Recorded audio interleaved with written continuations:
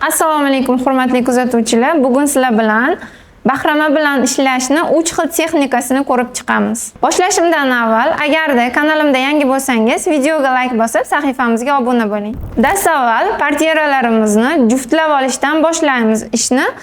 Yon qism hamda etak qismini bosib olamiz hamda juftlab bir tarafini overloadda qoldirib olamiz. Bu birinchi usulimiz.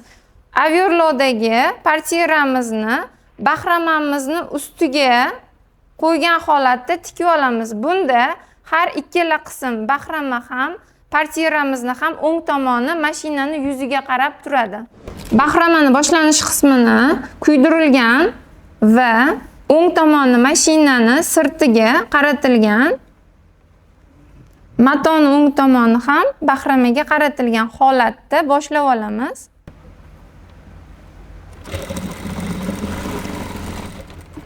Bu birinchi usulimiz.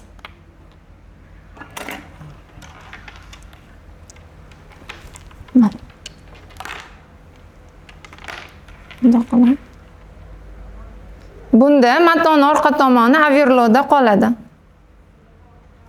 Ikkinchi usulimizda maton overload qismini 3 sm buklovda bosib olamiz va dazmoldan chiqarib olamiz. Bu usuldan asosan madam hamda italyanka fasollarimizda ko'proq foydalanamiz. Sababi pirikidimiz bahrama bilan birgalikda osilib qolmasligi uchun, ya'ni og'irroq, mahkamroq, mustahkamroq bo'lishini mana shu buklovimiz ta'minlab beradi.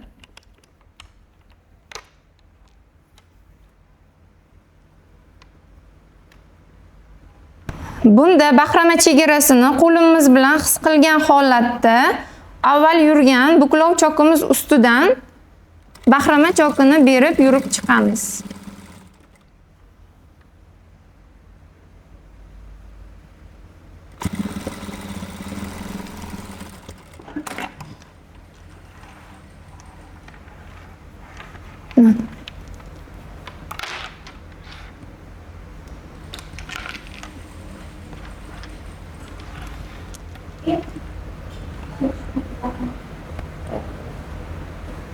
Bu uchinchi usul. Bundan biz asosan eshik portiralari uchun foydalanamiz.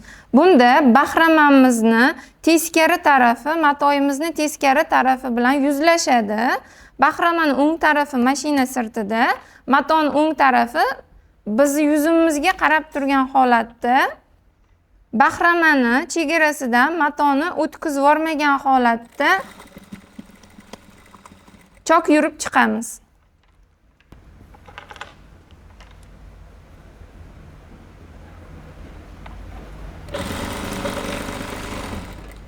Bahrama qadashda har doim bahramamiz matoni tegida bo'ladi. Sababi mashina lapkasi uni surishini hisobiga matoyimiz borkaga yig'ilib, bahramamiz tortilib qolishligi mumkin.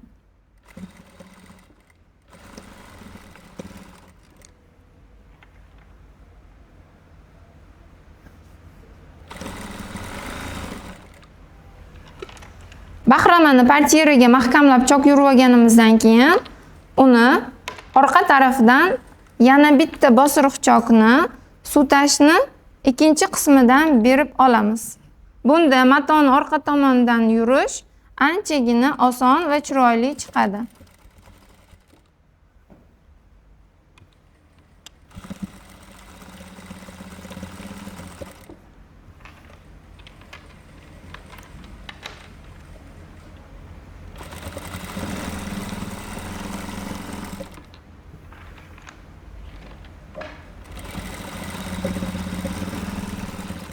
Nima uchun eshik pardaga bahrama qadashda aynan shu usuldan foydalanamiz? Sababi eshigimizni pardasi har ikki tomondan ko'rinib turadi.